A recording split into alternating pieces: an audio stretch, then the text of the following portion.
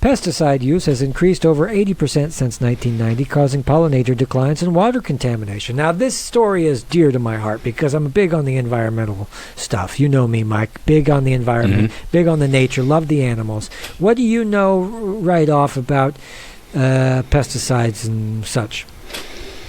Well, one of my earlier career ventures was I worked at Whole Foods, and I worked in the produce department. And they actually give you fairly extensive training when you work there about the produce, like how to talk about it intelligently. But they also tell you a lot about their organic regulations, because Whole Foods is obviously very big on like the organic stuff, and even was more so before they got bought by Amazon when I worked there. But one of the things that they tell you is that even organic produce has pesticides on it. They just don't have what are called persistent pesticides. There are certain pesticides that are allowed even on organic foods by classification, because the USDA and the FDA that came up with the organic classifications worked very closely with food producing and farming companies to come up with those regulations as they had to. And so there was a lot of negotiations about what would be realistic to claim something as organic, and farmers were at some point saying, like, look, we have to spray something on these or we're going to lose most of our crops to bugs. So what you're getting is the pesticides that hopefully wash off in the process before they get to you, or you're able to wash them off before you eat them. But unfortunately, that's not really the case, as we know from forever chemicals. That's why they're called that. Because they in it forever. I interviewed and I also a guy. would have thought that stuff went down. To hear that it's increased, because that's when everybody was aware of it in the 90s. Like, I would have thought it went down, but to hear it went up. Sorry, continue. Yeah, I interviewed a guy that was a termite expert, and he was telling me that back in the day that's what they used to do to get rid of them. Or they would just stick some very toxic, very poisonous chemicals into the ground right under your house. And they're persistent. They last forever. And then they started showing up in breast milk and started to have cancer and stuff like this. So his whole job was trying to figure out a different way to kill termites without using these persistent chemicals. And he did. He ended up devising this system that actually lured them away rather than just driving them from house to house, or which a lot of pesticide, when the exterminator comes, a lot of the times he just shuffles rats or cockroaches from building to building as he comes. They don't actually really get rid of it. This guy devised a system that didn't use persistent chemicals, but he said, man, we dumped so much shit and poisoned a lot of people, and it took a while for us to catch up. Also, DDT. DDT is the famous one. We sprayed that shit willy-nilly all over troops and refugees, and it was just thought you could drive through the neighborhood because there was lots of mosquitoes on this night. Oh, we're going to drive through with these trucks. In New Orleans, they still have some version of that where they drive through the streets spraying fucking chemicals. That was one of the first blog articles I ever wrote, was like 6 years ago. Was this, I'm driving down the street with my buddy, and my buddy goes, oh, I hate these motherfuckers, roll up your windows. And it comes by, there's this giant truck spraying some kind of pesticide to keep the mosquito levels down. Don't want to catch Ebola or whatever it is. And I just remember being totally freaked out, the fact that somebody's just were driving by and doing a drive-by shooting and spraying me with all these pesticides. So I know a fair bit is about, real. Oh, yeah. I guarantee you they don't do that in the rich white neighborhoods. They're only doing that in low-income communities. I would almost want to die from whatever natural disease is out there rather than some corporate-made thing. Like if the mosquito learned to evolve and become so good that he kills me, I'd rather do that than be killed by some cure that's not whatever, for sure. I'm very skeptical. I think it sucks either way. I did see a TikTok last week of this girl. She was like, people are doing this funny TikTok trend where they're doing like rating things that some other person has done to me or something. Like people like rating things my boyfriend has done. People do like rating things my dad has done, and they'll be like really dark, like 0 out of 10 my dad left my family like when I was 2, or like some shit. Like they get really dark with it. But this one girl, she said, rating things my sister has done, and it was a picture of her and her sister was in a wheelchair, and it was like, didn't talk to me for 2 years, and it was because her sister got encephalitis, and then her sister died, and it was like 0 out of 10 my sister died. Like it actually is pretty bad. Like her sister was like young, she was like a teenager, and she must have got encephalitis and then eventually died from it, and having been handicapped and unable to speak or move for a couple of years beforehand. But like That still doesn't make it right to spread a bunch of like carcinogenic chemicals in low-income communities because you're trying to combat the mosquitoes. It's like there has to be other ways. Yeah, and that's what we're trying to find out. That's what we're hoping science will do, but science continuously comes up with things that actually have these issues. Now, sometimes they do come up with a cure that is good, it works or whatever. But I understand that, you want to live. We all want to live, but at the same time, we can't just breed, willy-nilly and then take all these medicines that are going to keep us alive to be 200. There has to be a balance in nature. So I think if I ever get encephalitis from a mosquito, just take me out behind the shed and put me down, because I just don't. I don't want to be a burden anymore. I got anymore. you, buddy. I'll take care of you. Thanks, Mike. I appreciate that. So the article reads: the alarming rise in pesticide use in industrial agriculture and its impact on pollinators and water quality. So the reliance on pesticides in industrial agriculture has skyrocketed in 3 decades, with 80% of the increase since 1990. Significant cost, particularly to the pollinators, your bees, your butterflies, your wild flies, insects, whatever. Pesticides are a major contributor to the decline of wild butterflies, wild bumblebees, and honeybees. The systemic review published in 2019 found that 41% of insect species worldwide are declining, with pesticide use in chemical-intensive agriculture being a key factor. Since 1990, the global insect population has been shrinking nearly 1% each year, 9% per decade. Now, I am a doomer in the sense that I absorb this shit and I translate it to mean, oh my God, dear Jesus Lord, human beings have really screwed the pooch on this one. Mm. Is that a fair assessment? Yeah, I mean, I really can't see any other way, since my whole thing is like radical honesty about our situation and trying to look at it without some kind of hopium kind of lens. Again, like just going back to what I keep saying about our station here on the left and our situation, it's like people tell me all the time to have revolutionary optimism, and my question is, what is the difference between revolutionary optimism and delusional optimism? What would be the difference between like climate optimism and literal delusion about the scientific facts at hand? I'm hopeful that but it's the same thing. Right? Delusion and optimism at this point is the same thing. If you're pretending like we'll just invent our way out of this problem, you're insane. You're insane. I never really trusted people that weren't cynical, but the people who come across and say, no, there's no chance whatsoever that we will have issues that might lead to extinction and stuff like that. Mm-hmm. When all the experts are actually saying the opposite. Fuck off. Like, you're wrong. You're not going to invent your way out of this bag. You're not going to, and that's the other thing, people, the vegan thing, you're not going to be able to eat steaks like you have been and expect the world and to care about the environment. If you care about the environment, you can't eat meat. Sorry. You just can't eat it. It's not prudent. It doesn't make sense. It's hypocritical. It has to happen. And that's why I'm a big advocate. I know that this happens, we veer into veganism, but here we are again. This is a big part of it. A lot of the crops we grow are for livestock food. We could free up an incredible amount of land if we stopped just growing the food for the animals and actually ate the crops ourselves. Mm-hmm. You wouldn't believe it.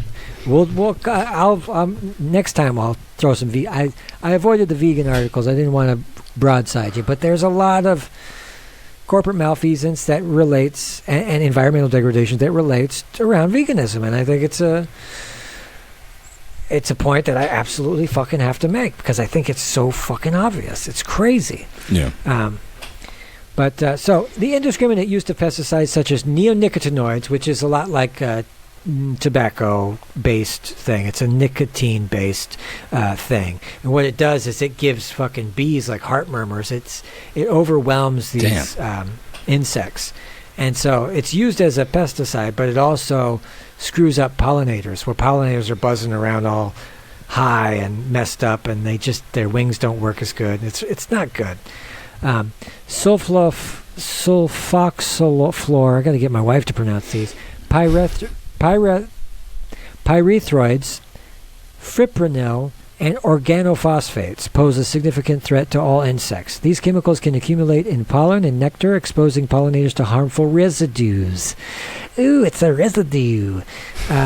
Additionally, inert ingredients in pesticide formations can cause similar and more severe impacts on insect populations, disrupting bee learning behavior and reducing their survivability for colony fitness. So, yeah, these neonicotinoids specifically, they mess up the bees' learning, the ability for bees to learn stuff. And they just found out that bees are actually super smart. They love to play. If you give them little colorful balls, they'll play with them. That's crazy. A huge, big document got signed with a bunch of biologists that officially, mostly people that work with insects, that said most insects, especially bees and other flying insects, experience a version of consciousness, and it should be taken into consideration that they exist and they have a idea about where they are. You know what I mean? Which is cool. Because never in the course of studying animals or anyone else have we ever come away from the study and said, oh, well, they're actually dumber than we thought. It's always the opposite. It's always they're more intelligent than we thought, or they have features that we didn't know that they had that they can communicate with each other, blah, blah, blah. I just saw this week that the plants that breathe, that they actually, the pores on a plant, they open and close, emitting, taking in carbon dioxide and emitting oxygen through these little opening pores. And it's disturbing and weird and but it's amazing. Nature's amazing, people. Yeah. Water contamination is also a growing concern. The excessive use of pesticides in industrial agriculture has also led to water contamination. Pesticides from the agriculture goes into the groundwater, contaminates surface water, persists in the environment, threat to aquatic ecosystems and human health. So the economic cost is bad too. I mean, the economic consequences of pollinator decline and water contamination are significant, with much of the economy depending on the strength of the agricultural sector. It's the very backbone of everything that we need to survive. And food prices really determine whether or not people are going to live or people are going to die. A lack of pollinators can limit crop yields and depress the economy and the value of crops. So in an unsustainable system, you're starting to see crop failures because this system doesn't work. And you know what's happening? I interviewed a guy who made a documentary about bees. The truth is about bees is we got to ship these fucking things in. We have to take big boxes of bees, put them on semi-truck trailers, drive them out to agricultural fields and let them go, because there is no other way to get the almonds that we need, or the corn, or whatever. I don't know which exact. I know definitely the almonds need bees to exist, but we need to essentially create this another system on top of our industrial system that goes way outside of what's natural. And when the season is done, when the bees are done pollinating all these crops, they have to load them back on the truck and everything and get them out of there, because they wouldn't be able to survive, because monoculture agriculture is such a barren wasteland, right? Where bees, who normally survive off flowers and this flower and that flower and a diversity of all kinds of different grasses and things, can't survive. It's what they call a food desert. It's a food desert. There's nothing but food all around. It's fucking crazy, right? That's a different food desert. I mean, I actually heard this recently on a different podcast, the QAnon Anonymous podcast. They're not about QAnon. They debunk QAnon and make fun of the followers of it. But they had an episode recently about California farmers, and they talk about this one family that grows all the almonds, and they also own all the water because they bribed all the politicians and got all the water rights in California. But they talk about these sort of automated, I guess mostly automated, but weirdly technological farms where they give the trees not a drop more water than they need to survive. They have nets covering them to only let in the bugs that pollinate and keep out the other pests and everything. Plenty of pesticides, of course. But these are also on top of fracking fields. They've divided the land up in California so much because there's oil in the ground, but then there's also the land that's valuable for farming. So now that they've divided the land subdivisions through the layers of the earth instead of just the land, you don't just own it all the way down. So now they will have companies that are fracking underneath a different company's farm, but then they also have used the because fracking requires a lot of water. They like flush this water into the shale to get all the oil out, and then they have all this water that has all these chemicals in it, and they could just like throw it away or clean it up, but they found that they could use it to water these plants and everything. And of course, the chemicals that are in the water gets in the food. And they specifically mentioned cuties and halos, which are those like branded, trademarked mandarin oranges that are popular in every grocery store. Having worked in the produce department, I've seen them for years. But those are the ones they're growing in the fracking fields with the same family that owns all the almonds and steals all the water. It's bad. Holy shit! Yeah. Oh, it's good though. It's water. It looks like water. Let's just use it. Yeah. Yeah. There was a story in Willits, California. I would go to Northern California and I would trim weed out there because there was a bunch of weed people out there. And good seasonal work if you can get it. Back in the day when it was still lucrative and illegal or whatever. But there was this little place that was a hydraulic. They made hydraulic pumps, okay? And it was in the middle of town, and they had all these chemicals. I don't remember what exactly it was. It was some kind of PFAS, some kind of forever chemical that we use. And they were using it in the process of making hydraulic stuff. They were supposed to, it's such a controlled substance that they had to make accounting for everything they had, because they would buy it from a source, and then they would have to recycle it. And of course they didn't want to go through the paperwork or whatever and the costs of recycling it, so they drilled a hole in the center of their place and just dumped it in there. Okay. A bunch of people got sick, a bunch of people ended up with cancer, and they dug up, as soon as they dug up to build luxury condos or whatever they did, apartment building there, they let this dirt sit out there. And nobody knew that it was really toxic. And then finally they tested it, found out that it was super horrible. Then they found out that they were not only dumping it in the middle of the drain in the hole that they made in the ground, but they were going out to people's properties and paying them huge amounts of money to, like, I don't know, huge amounts of money, but paying them to keep barrels of fucking toxic waste on their property because they didn't want to pay to have it reclaimed. So, again, profit-oriented businesses. Yeah. So this goes on to say the cost of cleaning up contaminated water sources, health impacts, adds to the economic burden. So here's some industrialized agriculture fun facts for everybody out there who's still listening. We still got some viewers. This was one of the best streams so far. We're doing good. Industrialized fun facts. Industrialized agriculture consumes 70% of the world's freshwater resources. Livestock production accounts for 14% of global greenhouse emissions. Industrialized farming practices have caused 75% decline in crop diversity over the past century. Pesticide use in industrial agriculture has increased by over 80%. That's the title. Soil erosion from industrial farming practices is occurring at a rate 10 to 20 times faster than the rate of soil formation. So that's another thing. We're losing tons of soil. Tons of it. Because the way that we're doing it is depleting the soil. A 2005 study estimates that $10 billion in environmental and societal costs from the reliance on pesticides in the U.S. alone. So another thing why we can't break away from this, because it's $1 million business. So we're going to hinder the science that says that it's bad. Couple more fun facts for you, Mike. Antibiotic resistance due to the overuse of antibiotics in industrial livestock production leads to an estimated 23,000 deaths per year.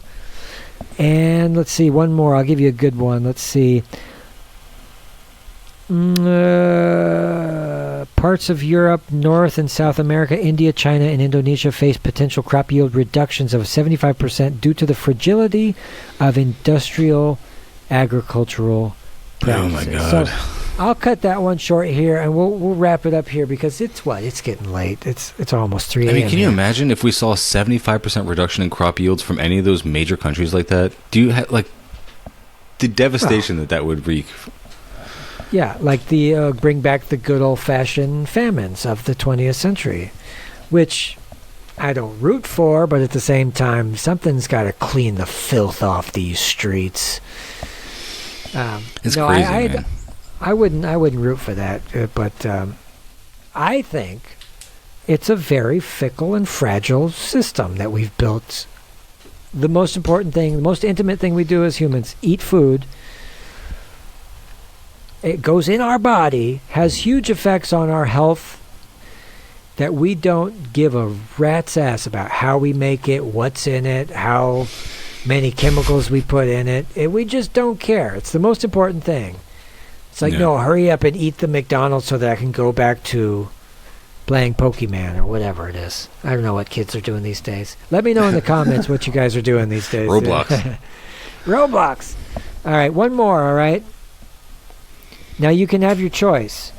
We can do wage theft, or we can do feminist icon Gloria Steinem was an anti-communist CIA operative.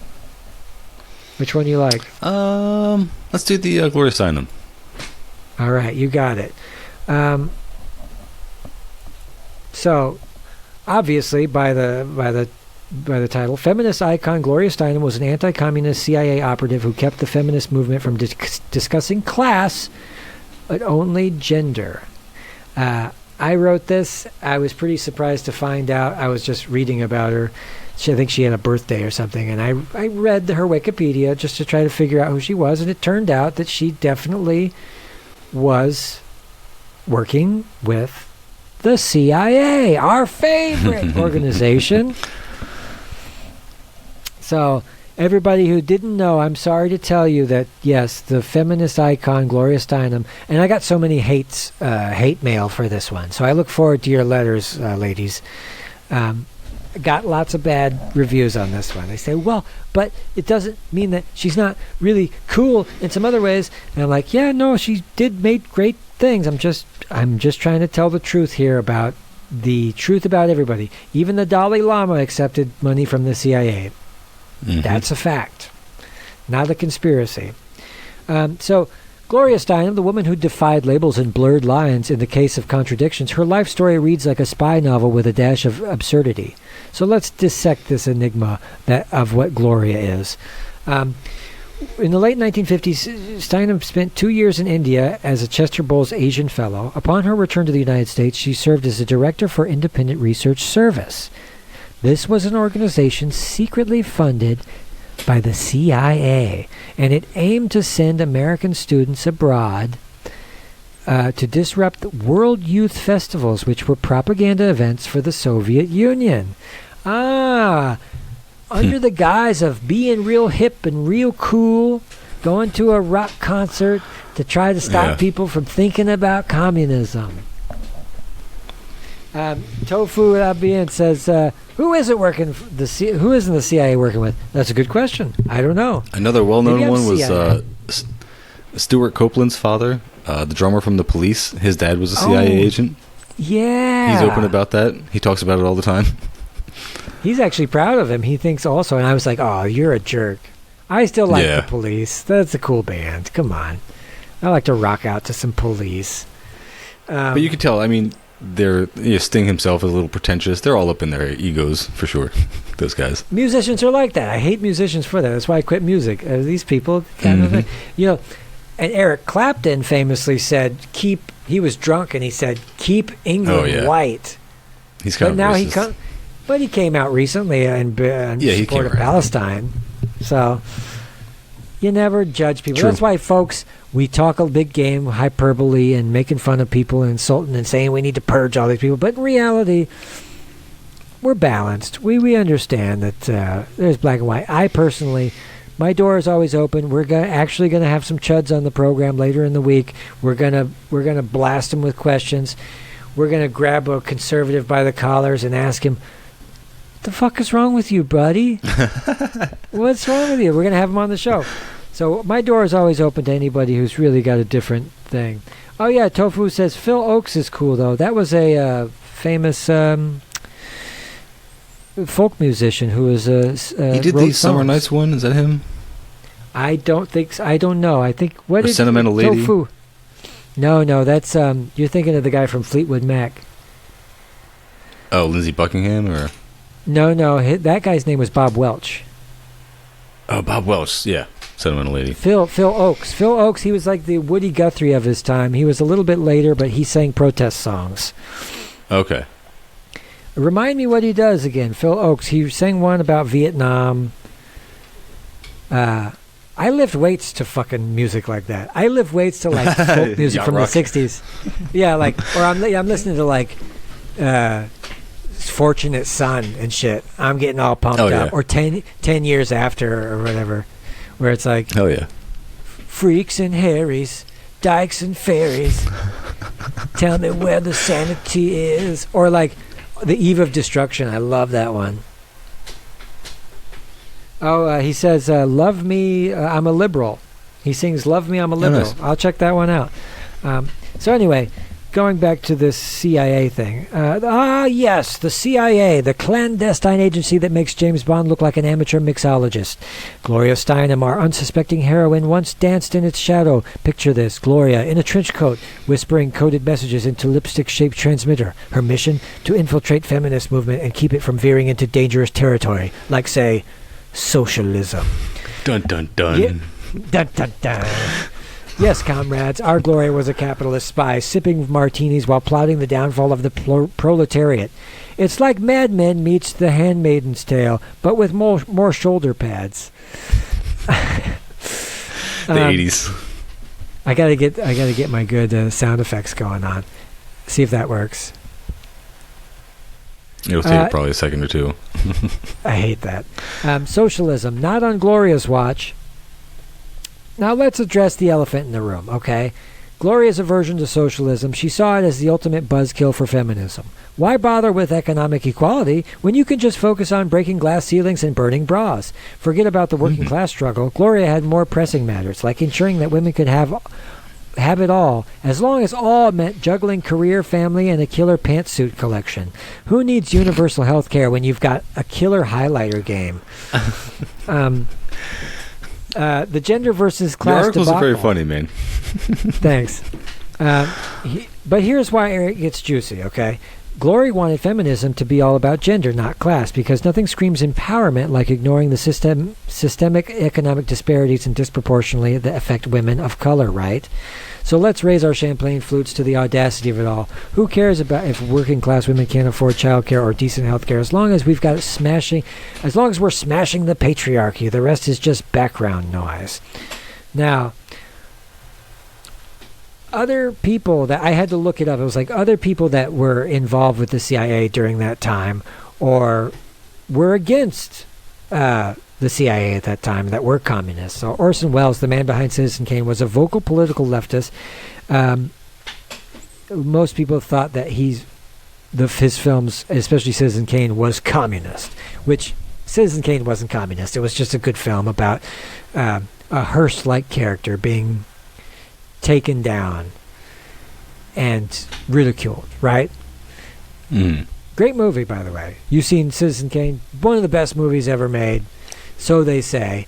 It's basically about Hearst, who was the billionaire at the time, who was so vain and so paranoid, and but had all the riches in the world, and used his newspaper to like fuck with people politically. Well, Citizen Kane is basically about this same kind of rich old miser who hates everybody, but he is driven by childhood injustice, like something that happened to him in his childhood he never got over. So if you've ever seen The Simpsons, where Mr. Burns keeps breaking the snow globes, and he wants his teddy bear Bobo back, this is what it's based on. So okay, everybody loves Simpsons, I guess. If you don't, you should probably be shot and dropped into a well. Lena Horne, also a singer, dancer, and actress. She was blacklisted for her civil rights activism in connection to Paul Robeson, another prime target of the anti-communist witch hunt. Langston Hughes, the poet whose verses graced communist newspapers.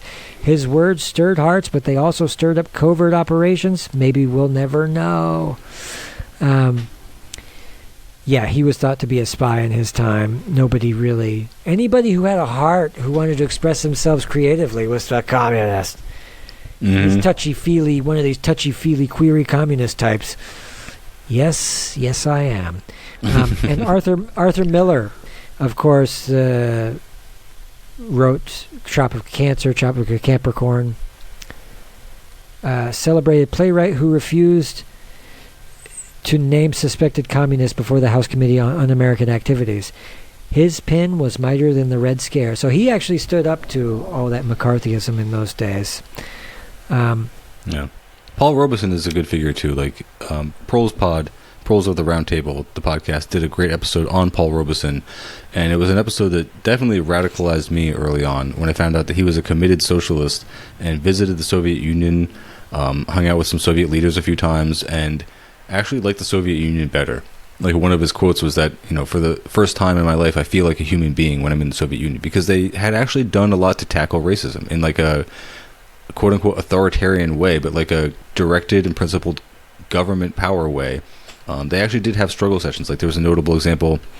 There was a guy who, in the Soviet Union, called someone else a racial slur on a bus and was immediately, like, not pounced on, but, like, held captive and detained by the rest of the people on the bus. And then he had to go through, like, not like a struggle session, but, like, he had to be held to account for what he did, but then was let back into the party. Like, this was like a notable example that was published around the Soviet Union because it was the right way to do it.